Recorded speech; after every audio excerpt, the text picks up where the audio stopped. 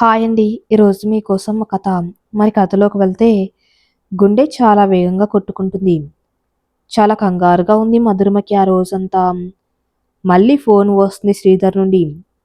10 నిమిషాల్లో ఇది ఆరోసారి తను ఫోన్ చేయటం. రాత్రి 11 అవుతుంది. అందరప్పటిదాకా టీవీలో సిఐడి చూసి పడుకోటానికి తమ గదిలోకి వెళ్లారు. హాస్టల్ వార్డెన్ గేట్‌కి వేసిన లాక్ మళ్ళీ చెక్ చేసి మెయిన్ డోర్ కూడా లాక్ చేసి వెళ్ళి పడుకుంది. మధురిమ గదిలో ఉన్న మరో ఇద్దరు కూడా టీవీ చూసి వచ్చి పడుకున్నారు. ఏంటే మధు ఇంకా పడుకోలేదా? సిఐడి చూడ్డానికి రోజు రాలేదేంటే? ఎంత బాగుందో కదా! భయంతో చచ్చిపోయాం. సరిగ్గా సస్పెన్స్‌లో ఆపేశాడు. రేపేమవుతుందో అంటూ డిస్కస్ చేసుకుంటున్నారు. శ్రీధర్ ఫోన్ కట్ చేసి మెసేజ్ చేసింది మధు. ఏంటి చెప్పు? ఫోన్ వద్దు ఫ్రెండ్స్ ఉన్నా డౌట్ వస్తుంది. రెడీగా ఉన్నావా? గుర్తుంది కదా! 12 గంటల తర్వాత బయలుదేరి వచ్చేయి. నేను మీ హాస్టల్ సందు దగ్గరే కారులో రెడీగా ఉంటాం. మళ్ళీ గుర్తు చేస్తూ అన్నాడు శ్రీధర్. గుర్తుంది. గుండె దడతో నేను బయటకు వచ్చేలోపే చచ్చేలా ఉన్నాను. ఎందుకు బంగారం టెన్షన్? ఇది మనం ఎప్పటినుంచో అనుకుంటున్నదే కదా! అవుననుకో, కానీ రాత్రి అవసరమా? ఈ దెయ్యాలు పడుకుంటేనా తెల్లారేదాకా వాళ్ళ బాయ్ ఫ్రెండ్స్‌తో ఫోన్లలో మాట్లాడుతూనే ఉంటారు అంది చిరాగ్గా. ఎలాగోలా వచ్చేరా. ఈ ఒక్కసారి బయటపడ్డావంటే ఫుల్ ఎంజాయ్. మనల్ని ఎవ్వరూ ఆపలేరిక అన్నాడు శ్రీధర్ ఉత్సాహంగా. సరే సరే, నా తిప్పలేవో నేను పడతాలే అంటూ తన ఫ్రెండ్స్‌ని గమనించింది. ఫోన్లో చాటింగ్ చేస్తున్నారు. ఇక తను ఫోన్ పక్కన పెట్టేసి ముసుగు కప్పుకొని పడుకున్నట్లు నటిస్తుంది. ఏంటే మధు ఈరోజు ఇంత తొందరగా ముసుగు తన్నింది అని తన ఫ్రెండ్స్ గుసగుసలాడుతున్నారు కాసేపు. సరిగ్గా అరగంట తర్వాత చూస్తే మెల్లిగా వాళ్ళు కూడా ముసుగేసేశారు. ఇద్దరి ఫోన్లు పక్కన పెట్టేసి. ఇద్దరు పడుకున్నారో లేదో ఒక 5 నిమిషాలు గమనించి తర్వాత మెల్లిగా శబ్దం కాకుండా లేచింది మధు. ముందే సర్ది పెట్టుకున్న తన బ్యాగ్ తీసుకుని సైలెంట్గా బయటకు వచ్చింది. లోపల నుండి తాళం వేసి ఉన్న మెయిన్ డోర్ చూసింది. చాలా రోజులుగా ఆ తాళం చెవి ఎక్కడ పెడుతుందో గమనించిన మధు చప్పుడు చేయకుండా వార్డెన్ గదిలోకి వెళ్ళి అక్కడ టేబుల్ సొరగులో ఉన్న కీ తీసుకుని తాళం తీసి మెల్లిగా బయటపడింది అక్కడి నుండి. గోడ దూకటానికి ముందు రోజే చాటున ఏర్పాటు చేసుకున్న స్టూల్ తెచ్చుకొని మెల్లగా గోడ దూకేసింది. హమ్మయ్యా అనుకుని ఊపిరి పీల్చుకుంది. కానీ బయట చిమ్మని చీకటి, భయంకరమైన నిశ్శబ్దం చూడగానే మరింత గుండెదడ పెరిగింది. ఈ నగరం నిద్రపోతున్న వేళలోనే కదా అసలు ప్రపంచం కనిపించేది అనుకొని మెల్లగా అడుగులో అడుగు వేసుకుంటూ శ్రీధర్కి ఫోన్ చేసింది. సందు దగ్గరే ఉన్నాను, వచ్చేయ్ మధు అంటూ సంబరంగా వినిపించింది అతని గొంతు. అతని గొంతు విన్నాక అడుగుల వేగం పెరిగి గుండె వేగం తగ్గింది ఆమెలో. కొంచెం ముందుకు వెళ్ళగానే కార్ కనిపించింది. హమ్మయ్యా అనుకుంటుండగానే కుయ్ కుయ్యమని పోలీస్ వెహికల్ వస్తున్నట్లు సౌండ్ వినిపించింది. గుండె దడదడలాడుతుండగా పరుగున ఆ కార్ దగ్గరికెళ్ళి కార్ చాటుకు నిల్చుంది. ఆ శబ్దం వినిపించినంత దూరం ఆ వెహికల్ పోయేదాకా ఆగి తర్వాత కారు ముందుకు వెళ్ళింది. బ్లాక్ గ్లాసెస్ కావటం క్లోజ్ చేసి ఉండటం వల్ల లోపల ఏమీ కనిపించట్లేదు మధుకి. విండో నాక్ చేస్తూ శ్రీధర్ శ్రీధర్ అని పిలిచింది మెల్లగా. విండో దించి బయటికి చూశాడు కానీ అతను శ్రీధర్ కాదు, వేరే ఎవరో. మధురిమను కింద నుండి పైదాకా చూస్తూ ఏంటి అన్నట్లు సైగ చేశాడు. సారీ శ్రీధర్ అనుకున్నా అంటూ వెళ్ళబోతుంటే మధున అంటూ వినిపించింది వెనక అతని గొంతే. మళ్ళీ సడన్గా ఆగి మీకెలా తెలుసు అంది. శ్రీధరి పంపించాడు మిమ్మల్ని. తను ఇప్పుడే వెళ్ళాడు. మీతో ఫోన్ మాట్లాడాక ఇంటి దగ్గర నుండి అర్జెంటుగా రమ్మని ఫోన్ వచ్చింది. కార్ మాకు ఇచ్చి తీసుకురమ్మన్నాడు మిమ్మల్ని. మేము తన బెస్ట్ ఫ్రెండ్స్ అన్నాను నవ్వుతూ. అప్పుడే అతని పక్కనే ఇంకొకడు కూడా కనిపించాడు. వాడు చాలా మత్తుగా కళ్ళు మూస్తూ తేరుస్తూ విచిత్రంగా ఉన్నాడు. వాడి చేతుల్లో ఏదో తెల్లని పొడి ఉంది. మధుకి ఏం అర్థం కావట్లేదు. ఏమై ఉంటుంది? నేను ఒకసారి ఫోన్ చేస్తా శ్రీధర్‌కి అంటూ ఫోన్ చేయబోతుంటే, వాడి ఫోన్ ఇక్కడే మర్చిపోయాడు అంటూ చేతిలో ఒక ఫోన్ చూపించాడు. అది సరిగ్గా కనిపించట్లేదు. రా మధు, మళ్ళీ లేట్ అయితే పోలీసులు పెట్రోలింగ్ కోసం తిరుగుతున్నారు. ఇటు వస్తే కష్టం అంటూ వెనక డోర్ తీశాడు. అదేంటి? శ్రీధర్ ఇలా చేశాడా? తిరిగి హాస్టల్‌కి వెళ్ళాలా? లేక వీళ్ళని నమ్మి కారెక్కాలా? ఏం అర్థం కాక భయంతో అలాగే నిల్చొని కంగారు పడుతుంది. అరే! ఏంటిది? మాకు చాలా పనులున్నాయి. అయినా ఏదో ఫ్రెండ్‌కి హెల్ప్ చేద్దామని ఇలా చేస్తే, నువ్వేంటి మమ్మల్నే అనుమానిస్తున్నావు? అంటూ ఏదో ఒకటి వాగుతూనే ఉన్నాడు. మధుకి ఆలోచించుకుని గ్యాప్ ఇవ్వకుండా ఎక్కాలా వద్దా అనుకొని ఒక అడుగు ముందుకు వేయగానే, మధు నిన్నిక్కడా అంటూ శ్రీధర్ గొంతు వినిపించి గిర్రునటు తిరిగింది. అంతలోనే కారులో నుండి మొదటివాడు దిగి మధు చెయ్యి పట్టుకుని లాక్కెళ్ళాడు.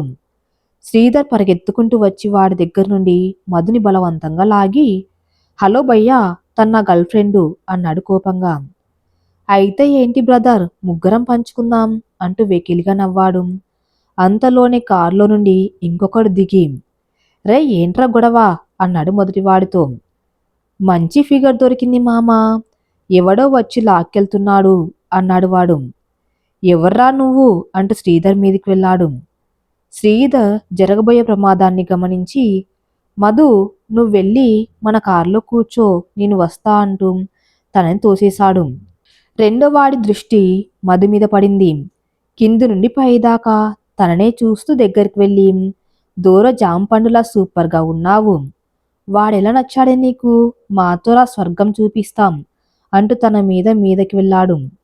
తనని గట్టిగా పట్టుకున్న మొదటి వాడిని గట్టిగా తోచేసి రెండో వాడిని మొహంపై ఒక గుద్దు గుద్ది మధుని పట్టుకుని పరిగెత్తాడు శ్రీధర్. అలా చేస్తాడని ఊహించని ఇద్దరు అతన్ని తోపుకి కింద పడ్డంతో లేచి వెనకాలే పరిగెత్తారు.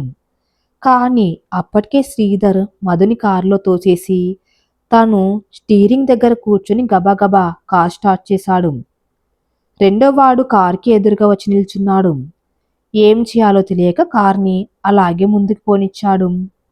మొదటివాడు తొందరగా పక్కకు లాగటంతో కింద పడ్డాడు వాడు. కానీ వాడి కాలిపై నుండి కార్ అయిపోయింది. వేగంగా పోనిస్తున్న కార్ ఫోటో తీసుకున్నాడు మొదటివాడు వెనక నుండి. తర్వాత వెంటనే 108కి ఫోన్ చేసి వాడి ఫ్రెండ్ని హాస్పిటల్కి తీసుకువెళ్ళాడు. బాబోయ్, బతికిపోయాం, ఎంత ప్రమాదం తప్పింది. అయినా నువ్వేంటి శ్రీధర్, కారెక్కడ పెట్టావు? అసలు వాళ్ళెవరు? నా పేరు నీ పేరు వాళ్ళకెలా తెలుసు అంది చాలా భయంగా మధురిమ.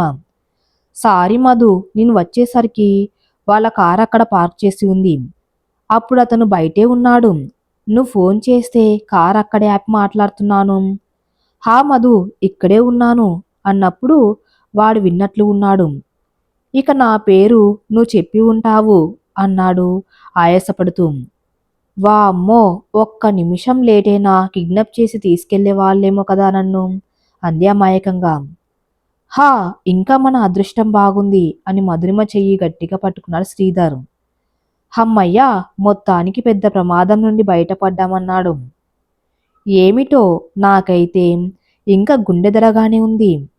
హాస్టల్ నుండి బయటికి వచ్చిన 5 నిమిషాలకే ఇలా జరిగిందంటే అంటూ మధ్యలోనే ఆగింది. ఏం కాదు మధు, నువ్వు అనవసరంగా ఎక్కువ ఆలోచించకు. మన ఇద్దరం మనకు నచ్చినట్లుగా ఎంజాయ్ చేద్దాం ఇక ఈ క్షణం నుండి అంటూ మధురిమ వణుకుతున్న చెయ్యిని తన చేతిలోకి తీసుకొని ముద్దు పెట్టుకున్నాడు.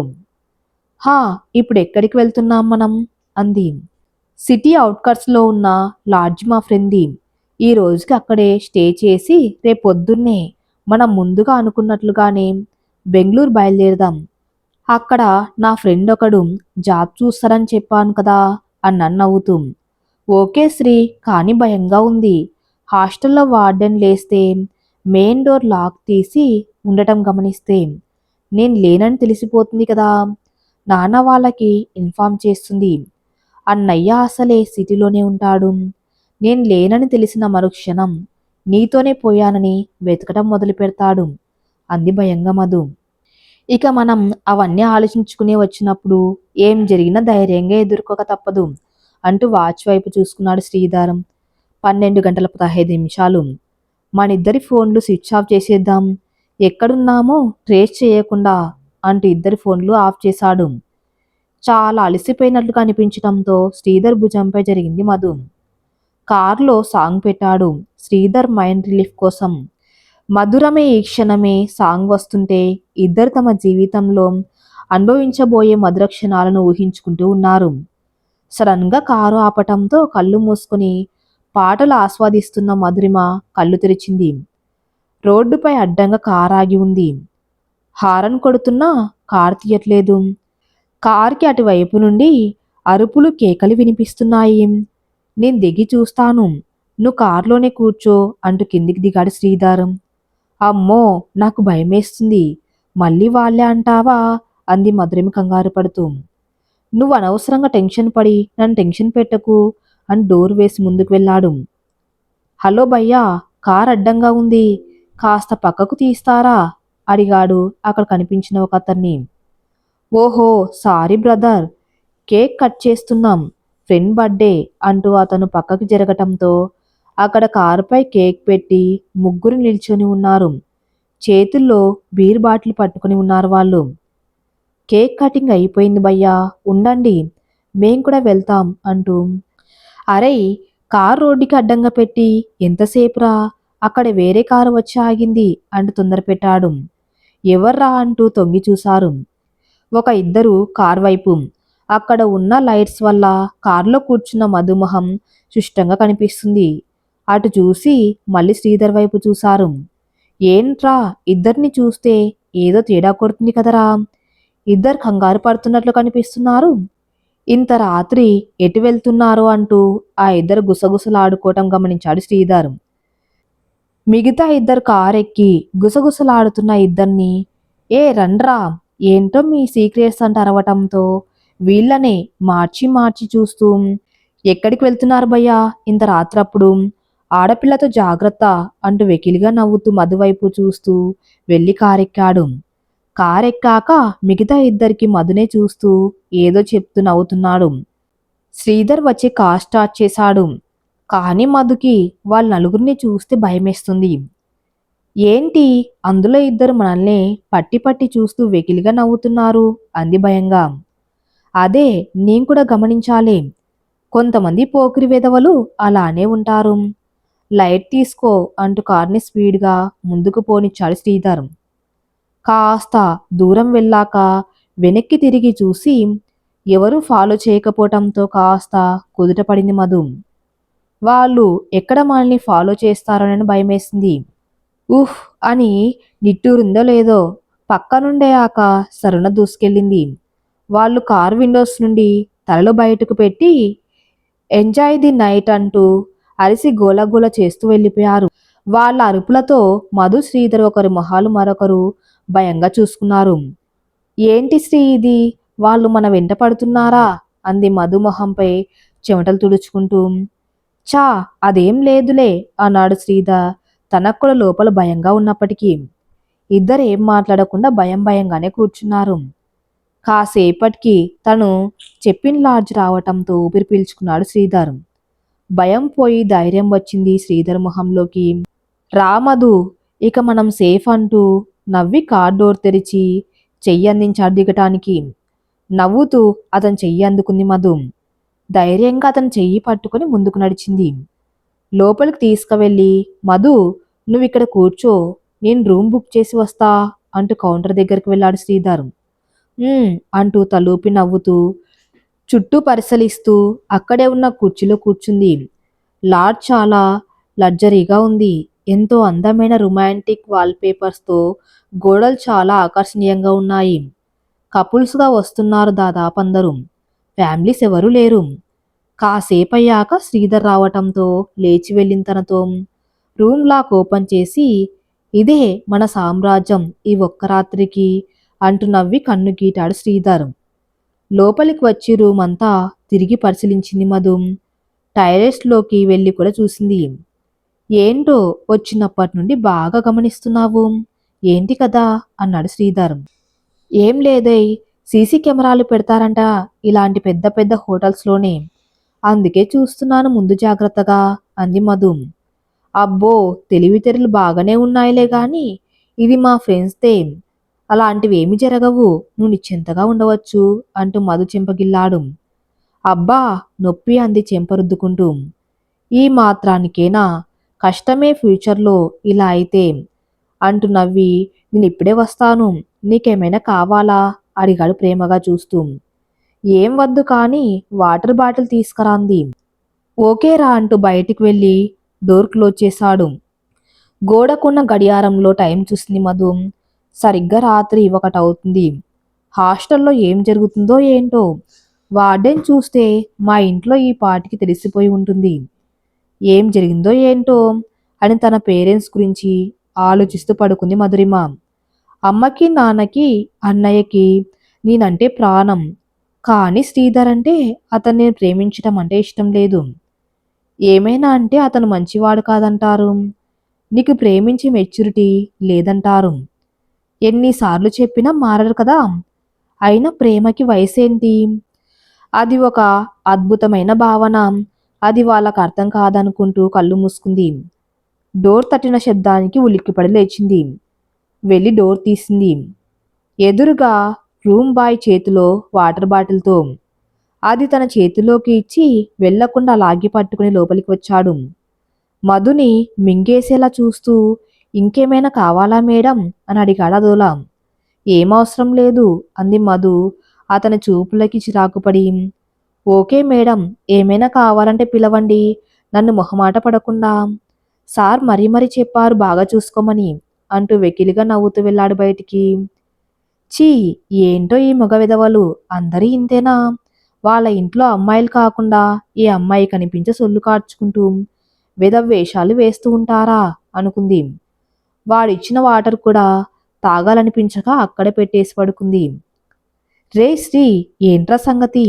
ఈ మధ్య అస్సలు రావట్లేదు, ఊర్లో లేవా ఏంటి అన్నాడు లాడ్జ్ ఓనర్ కిరణ్. లేదురా, ఊర్లోనే ఉన్నా కానీ చాలా బిజీ అంటున్నవాడు. అర్థమవుతుందిలే, చూశాను నువ్వు తీసుకువచ్చిన అమ్మాయిని సీసీ కెమెరాలో, చాలా బాగుంది అన్నాను నవ్వుతూ. మరందుకే లేట్ అయింది పడేయటానికి అన్నాడు శ్రీధర్ కూడా కిరణ్ నవ్వుతో జత కలిపి. హోహో, పోనీలేరా, మొత్తానికి మంచి పిట్టనే పట్టావు కదా అంటూ నవ్వి ఎప్పట్లాగే నీ తర్వాతే నాకే కదా బంపర్ ఆఫర్ అంటూ కన్ను కొట్టాడు కిరణ్. చా, అదేమన్నా అల్లటప్ప ఫిగర్ అనుకున్నావా బే? మనిద్దరం వాడుకుని బయటపడేయటానికి దుబాయ్ షేక్ 5 కోట్లు పెట్టి కొనుక్కున్న ఫిగర్ రా అన్నాడు కిరణ్ వైపు ఉత్సాహంగా చూస్తూ. ఏంటి, ఒక్క ఆడదాని కోసం 5 కోట్లా? పిచ్చా వెర్రావాడికి అన్నాడు కిరణ్ నోరు తెరిచి. హహా, ఎవడి పిచ్చి వాడికి ఆనందం అంటారు కదా, అదే అనుకో. మనకి మాత్రం ఎప్పుడు కలలో కూడా చూడనంత డబ్బు వస్తుంది చేతుల్లోకి అన్నాడు సంతోషంగా. గేట్రా, నీ దశ తిరగబోతుంది పో అంటూ షేక్ హ్యాండ్ ఇచ్చాడు కిరణ్. ఇది 8 నెలల కష్టం రా. రాత్రి పగలు దాని గురించి ఆలోచిస్తూ, దానికి ఇష్టమైనవి అన్నీ కొనిస్తూ, కవితలు పాటలు దానిపై రాపిస్తూ, అవి నేనే రాసినట్లు కలరిస్తూ, 2-3 సార్లు వాళ్ళన్నతో తన్నులు తింటూ, ఉఫ్, ఎన్ని చేస్తే ఇది సాధ్యమైందనుకున్నావురా? చివరి ఈ 1 గంటలో కూడా ఎన్నో అడ్డంకులు. హా, మొత్తానికి గమ్యం చేరుకున్నాం.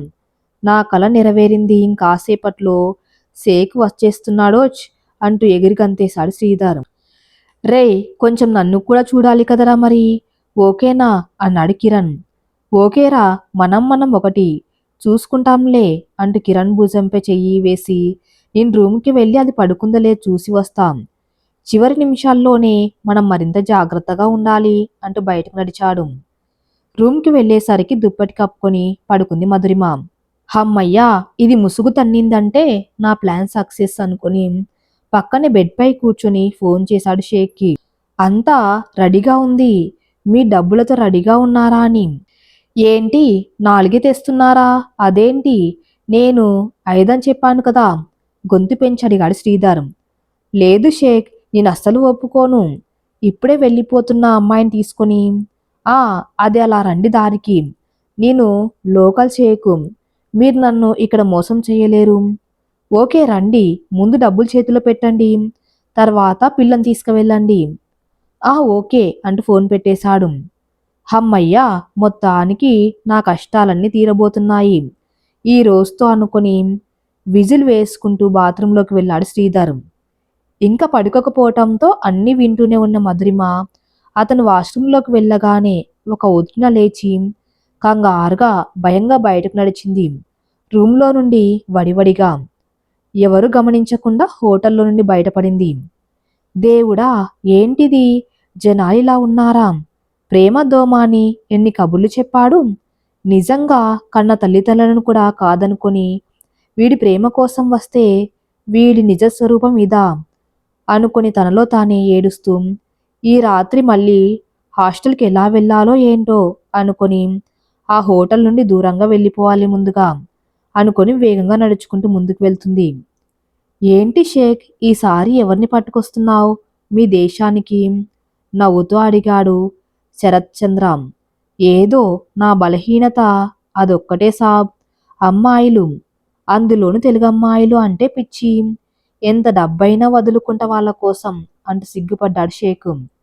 సిగ్గుపడకయ్యా, నీ ఏజ్కి అమ్మాయిల పిచ్చే అంటే ఇంకా సిగ్గు ఒకటా అన్నవ్వాడు. ఏంటో సాబ్, అందులోను కన్నపిల్లల కోసమే ఎదుగుతాం. అందులో ఉండే మజా వేరే ఉంటుంది. ఎంక్వైరీ చేసి మరీ చూజ్ చేసుకుంటా సాబ్ అన్నాడు షేకు. ఆహా, మంచి నెట్వర్క్ ఉందిలే ఎక్కడ నీకు. అయినా నువ్వు కోర్టులో ఆఫర్ చేస్తుంటే మధ్యలో బ్రోకర్లు ఎందుకయ్యా, అమ్మాయిలే వచ్చేస్తారు సంతోషంగా అన్నాను నవ్వుతూ. అబ్బో, మీ తెలుగు అమ్మాయిలకి సెల్ఫ్ రెస్పెక్ట్ ఎక్కువ కదయ్యా. పైగా డబ్బు అత్యవసరమైన పేదమ్మాయిలైనా వస్తారేమో కానీ డబ్బు ఉన్న వాళ్ళు ఎందుకు వస్తారు? అలాంటి వాళ్ళ కోసం చాలా ప్లాన్ చేసి టాప్ చేయాల్సి వస్తుంది సాబ్. కుర్రాలను పెట్టిన ప్రేమ పేరుతో ఈ అమ్మాయిని కూడా అలాగే చేశాము. ఆహా, ఎంత కొంటున్నావేంటి దాన్ని? 5 కోట్లు సాబ్. ఏంటో నువ్వు నీ వెర్రి, అనవసరంగా కోట్ల కోట్లు వేస్ట్ చేస్తున్నావు అంటూ విసుక్కున్నాడు. బదులుగా ముసిముసిగా నవ్వుతూ ఏదో లేండి సాబ్, నా సంతోషం కోసం అన్నాడు. సర్లే, నువ్వేలా తగలడితే నాకెందుకు కానీ నా కమిషన్ నాకు ఇవ్వు, వెళ్తా అన్నాడు. అలాగే సాబ్, మీలాంటి పెద్దవాళ్ళ సపోర్ట్ లేకపోతే నాకు చాలా కష్టం కదా. మీకు మోసం చెయ్యను సాబ్, ఇదిగో మీ కమిషన్ అంటూ 25 లక్షలు తీసి చేతికి ఇచ్చాడు. సరే, ఇక కారు పక్కన ఆపితే దిగుతా. లేదులేండి సాబ్, హోటల్ దగ్గరకు రండి, దగ్గరకు వచ్చింది కదా, ఏమైనా తీసుకోండి, కొంచెం పార్టీ ఇస్తాను సంతోషంతో. సరే, నీ సరదా నేనెందుకు కాదంటాను, పద. అలాగే నువ్వు 5 కోట్లు పెట్టినా ఆ పిల్ల ఎవరో నేను కూడా చూసి తరిస్తాను పదా అంటూ హోటల్ ముందు కారు ఆపటంతో దిగారు. అప్పుడే వాష్రూమ్ నుండి బయటకు వచ్చిన శ్రీధర్ బెడ్పై మధు లేకపోవటం చూసి కంగు తిన్నాడు. ఓరి నాయనో, సమయానికి తెట్టుపోయింది అని కంగారుగా అటు ఇటు చూశాడు. తను మత్తుమందు కలిపి పంపిన వాటర్ బాటిల్ కొంచెం కూడా ఖాళీ కాకుండా నిండుగా అలాగే టేబుల్పై కనిపించడంతో షాక్ అయ్యి, అయితే తను మత్తులో లేదు, కొంప తీసి నేను ఫోన్ మాట్లాడడం గాని విన్నదా ఏంటి? ఛా, ఎంత పని చేశావురా శ్రీధర్, ఛా ఛా అనుకొని గబగబా డోర్ తీసుకుని బయటకు వచ్చి అక్కడ రిసెప్షన్లో అడిగాడు. ఏమో సార్, చూడలేదు అని చెప్పాడు ఆ అబ్బాయి. వెంటనే తన ఫ్రెండ్ని కలిసి సీసీ క్యామ్లో చూసి మధు హడావిడిగా బయటికి వెళ్ళడం గమనించాడు. కొంప మునిగింది పో, ఏం పీకుతున్నావురా, రూమ్కే వెళ్ళావు కదా, ఆ మాత్రం చూసుకోవా? ఇన్నెళ్ళు కష్టపడ్డం, కవిత్వాలు రాయించడం, దెబ్బలు తినడం కాదురా, చివరి టైంలోనే బాగా కాపలా కాయాలి అంటూ చివాట్లు పెట్టాడు. ఏహే ఉండరా, నువ్వొక్కడివి దొబ్బకు, అసలే పిచ్చెక్కుతుంది నాకు. ఆల్రెడీ ఆ షేక్ గాడు వచ్చేసి ఉంటాడు దాదాపు. ఇప్పుడు ఎక్కడికి పోయిందో అది అంటూ బయటకు వచ్చి పరుగులు తీశాడు శ్రీధర్ మధుని వెతకటానికి. అప్పుడే లోపలికి వస్తూ గమనించాడు శరత్చంద్ర. శరత్చంద్రని షేక్తో అక్కడ చూసి షాక్ అయ్యాడు శ్రీధర్. అయ్య బాబోయ్, ఈయనేంటిక్కడ? కొంప తీసి ఈయన కూతుర్ని వెతుక్కుంటూ గాని వచ్చాడా ఏంటి? అయిపోయాన్రా బాబోయ్, ఈరోజు ఇద్దరి చేతుల్లో అని అనుకుంటూ నీళ్ళు నములుకున్నాడు శ్రీధర్. సాబ్, ఈ కుర్రాడే ఆ పిట్టని వల్లో పడేసిన వేటగాడు. అంటూ నవ్వాడు శ్రీధర్ వైపు చూపిస్తూ షేకు. శ్రీధర్ని చూసిన శరత్చంద్ర షాక్ అయ్యాడు. రే, నువ్వే కదా ఆ మధ్య మా అమ్మాయి వెంట కూడా పడ్డావని, మా అబ్బాయి చేత తన్నులు తిన్నావు అని ఒక క్షణం ఆగి, కొంప తీసి మా అమ్మాయిని తీసుకురాలేదు కదా నువ్వు అని, ఏదిరా చూపించు నువ్వు తీసుకువచ్చే అమ్మాయి ఏది అంటూ గద్దించాడు. సార్, అది ఆ అమ్మాయి పారిపోయింది అన్నాడు భయపడుతూ. ఏంటి పారిపోయిందా? 5 కోట్లు ఇస్తా అన్నాను కదరా, ఎందుకు డ్రామాలాడుతున్నావు అంటూ కోపంగా చూశాడు శేఖు. నీ 5 కోట్లు తగలడా? ముందు ఆ అమ్మాయి నా కూతురా కాదా అది చెప్పండ్రా ముందు అంటూ అక్కడే కూలబడ్డాడు శరత్చంద్ర. ఇదిగో ఆ అమ్మాయే సాబ్ అంటూ ఫోటో చూపించాడు షేకు. ఆ ఫోటో చూసి, ఒరేయ్ తన నా కూతుర్రా, నా బంగారు తల్లి మధురిమ అంటూ తల కొట్టుకున్నాడు శరత్చంద్ర ఏడుస్తూ. అతని చేతిలో ఉన్న డబ్బు నీ కూతురు నువ్వే అమ్ముతున్నావా అంటూ అతన్ని వెక్కిరిస్తూ నవ్వినట్లు అనిపించింది. పిచ్చి పట్టిన వాళ్ళ ఆ డబ్బుని దూరంగా విసిరేసి ఏడుస్తూ తన చెంపలు తానే వాయించుకున్నాడు. ఏం మాట్లాడాలో తెలియక సైలెంట్గా ఉండిపోయాడు ఆ షేకు. అప్పటికి అక్కడే ఉంటే తంతారని తెలిసి మెల్లిగా అక్కడి నుండి జారుకున్నాడు శ్రీధర్. కాస్త దూరం నడిచాక భయం మొదలైంది మధుకి. అర్ధరాత్రి ఆడది రోడ్డుపై ఒంటరిగా నడవగలిగినప్పుడే స్వాతంత్రం వచ్చినట్లన్నారు. అయితే మనకెప్పటికీ స్వాతంత్రం రాదు. 1 గంట బయట ఉంటేనే రక్షణ లేదు అమ్మాయిలకి. ఎప్పుడు ఏం జరుగుతుందో తెలియని పరిస్థితి. క్షణక్షణం భయంగా గడపాల్సి రావటం. దేవుడా, నన్ను ఎలాగైనా మా ఇంటికి చేర్చు. నా పేరెంట్స్ ఎలా చెప్తే అలా వింటాను. బుద్ధిగా ఉంటా. ప్లీజ్ ఈ ఒక్కసారికి నన్ను కాపాడు అంటూ ఏడుస్తూ దేవుడికి దండం పెట్టుకుంటూ నడుస్తుంది. అప్పుడే వెనక నుండి ఒక కారు వచ్చి ఆగింది. అమ్మో అని అటువైపు కూడా చూడకుండా వెళ్తుంది. హలో సిస్టర్, ఏమైంది అన్న పిలుపు విని ఆగింది. ఇందాక రోడ్డుపై కేక్ కట్ చేసిన వాళ్ళే. అమ్మో అనుకొని మళ్ళీ ముందుకు ఫాస్ట్గా నడుచుకుంటూ ఏడ్చుకుంటూ వెళ్తుంటే వాళ్ళలో ఒకరు దిగి వెనకాలే వెళ్ళి, ఏమైంది చెల్లమ్మ, భయపడకు, మేము ఏమీ అనము. ఈ టైంలో ఒక్కదానివి, అది కూడా ఈ ఏరియా మంచిది కాదు. నిన్ను ఇంటి దగ్గర డ్రాప్ చేస్తాం. నమ్మకపోతే ఇదిగో నా ఫోన్ తీసుకొని నీ వాళ్ళకి లేదా పోలీసులకి చెప్పు. నా కార్ నెంబర్ పంపించు, ఇంటికి వస్తున్నా అని కారులోనే అని నచ్చి చెప్పటంతో ధైర్యం వచ్చింది మధుకి. ఆ ఫోన్లో నుండే తన అన్నయ్యకి కాల్ చేసింది. జరిగింది ఏది చెప్పలేదు కానీ ఒక అరగంటలో హాస్టల్ దగ్గర వెయిట్ చెయ్యి అని చెప్పి కారు ఫోటో తీసి వాళ్ళని కూడా ఫోటో తీసి వాళ్ళ అన్నయ్య ఫోన్కి పంపించి వెళ్ళి కారు ఎక్కింది. వాళ్ళు నలుగురు ఉండటంతో తను ఇబ్బంది పడుతుందని 3 ముందే కూర్చున్నారు. మధుకి నచ్చ చెప్పి తీసుకువచ్చిన అతను కారులో మధు పక్కన వెనక కూర్చున్నాడు. చెల్లమ్మ, నా బర్త్డే ఈరోజు, అందుకే ఫ్రెండ్స్తో రెస్టారెంట్కి వెళ్ళాను. డిన్నర్ చేశాము, కాస్త డ్రింక్ చేశాము కానీ లైట్గానే. నువ్వేమి టెన్షన్ పడకు, నాకు కూడా ఇలాంటి చెల్లెలు ఉంది ఇంట్లో. మా వాళ్ళకి అందరికి కూడా ఉన్నారు. నిన్ను సేఫ్గా డ్రాప్ చేసే బాధ నాది, ఓకేనా అన్నాడు ధైర్యం చెప్తూ. ముందు కూర్చున్న వాళ్ళలో ఒకడు, ఏమైంది సిస్టర్, అసలు మీరొక్కరే ఎందుకు వెళ్తున్నారు? మీతో వచ్చిన అతను ఎక్కడా అనటంతో మధు ఏడవటం మొదలుపెట్టింది. రే, ఊరుకోరా నువ్వు అని, సారీ చెల్లమ్మ, నిన్నేమీ అడగము, ఇబ్బంది పెట్టము అంటూ తనని నవ్వించడానికి ఆ నలుగురు రకరకాలుగా ప్రయత్నిస్తుండటం చూసి తను వాళ్ళ గురించి ఏం తప్పుగా అర్థం చేసుకుందో అర్థమైంది మధుకి. మంచివాడనుకున్న శ్రీధర్ వెధవ అని తెలితే వెధవలని అనుమానించిన వాళ్ళు చాలా మంచివారని తెలిసింది. అందుకే అంటారు డోంట్ జడ్జే బుక్ బైస్ కవర్ అని అనుకుంది. సిస్టర్, మీరు చెప్పిన ప్లేస్ ఇదే కదా అనటంతో అవును అంటూ కారు దిగింది. ఎదురుగా వాళ్ళ అన్నయ్య ఉండటంతో పరిగెత్తుకుంటూ వెళ్ళి అతని హత్తుకుని ఏడ్చింది మధు. ఏమైంది, వీళ్ళు ఏమైనా అన్నారా?